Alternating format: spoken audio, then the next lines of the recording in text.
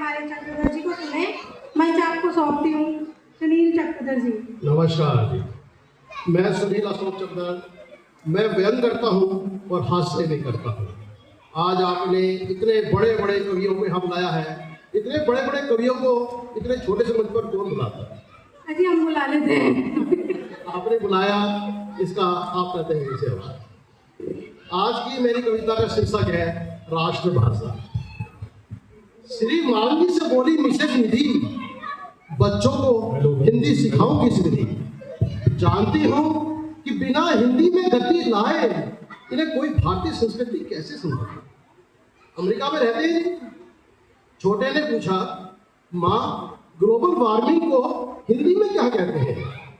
Global warming को हिंदी में क्या कहते हैं?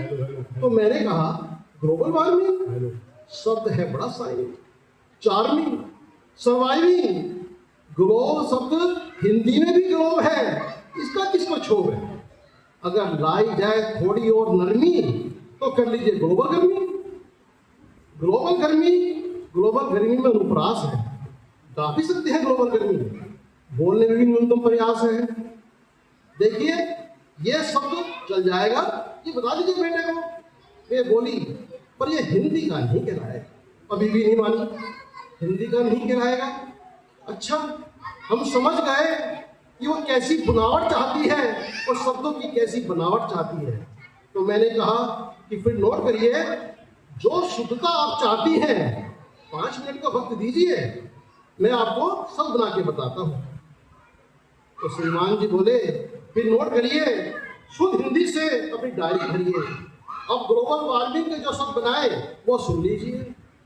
अग्नि अगन, अचल आतप, धरित्री दहा, स्था संतप्ति, बहुत बढ़िया, बहुत बढ़िया। विश्व विधा, भूगोल भट्टिका, जगत जवन, भूमा भूगा, भूमंडलीय उष्मीकरण, वासुमती ताती, पृथ्वी प्रचंड, पृथ्वी प्रतावन, भूष्माखंड, भुवन भट्टी, क्षिति संताप, वैश्विक उष्मा विस्तार, भूतताप, संसार शेख, हाली तपीस, महित है, भूमंडलीय भवक और खराब है। मैंने कहा और भी 100-125 शब्द बना सकता हूँ, क्योंकि संस्कृति हमारा मूल आधार है, लेकिन समाज में नहीं चला सकता। वाह वाह वाह वाह, बहुत बढ़िया, बहुत बढ़िया। अगर हिंदी को रखना है जिंदा तो मेल मिलाप से, भाषाई मेल मिलाप से मत होना शर्मिंदा। भाषाओं को, उनके रस को एक रस करिए और फिर देखिए आपकी राजभाषा कैसे होगी। वाह वाह, बहुत बढ़िया, बहुत बढ़िया। अब मैं निधि अनामिका को बुलाना चाहता हूँ, पर उससे पहले आज सुबह एक घटना के बारे में मैं जरूर बताना चाहूँगा। हमारी निधि अनामिका जी के पति बहुत ही अच्छे आदमी हैं, नाम है रॉबिन हुड।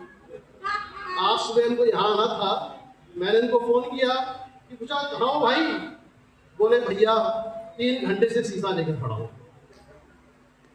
श्रीमती जी तैयार हो रही हैं, अंकल जी हर एंगल से शीशे में निहार रही हैं और कम से कम 36 बारी मुझसे पूछ सकती हैं, पूछ चुकी हैं कि मैं कैसी लग रही हूँ। वाह वाह वाह, बहुत बढ़िया। चाचा जल्दी लेने आ जाओ और मेरी जान बचाओ, आपका बहुत एहसान होगा लाला जी।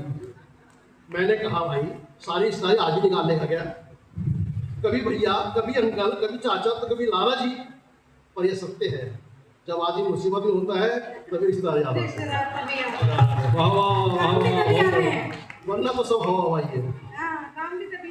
और मैं इनके घर पहुंचा, घंटी बजाई, आधे घंटे बाद मैडम जी बाहर आई और चमकदार आंखों से मेरी तरफ देखा और मुस्कुराई। मैं समझ गया कि क्या चाहती हैं। ये शुरू हो उससे पहले मैं ही शुरू हो गया। मैंने कहा, madam ji you are looking very beautiful, very charming, very shining, very surviving. आज तो आप पूरी की पूरी ग्लोबल वार्मिंग लग रही है।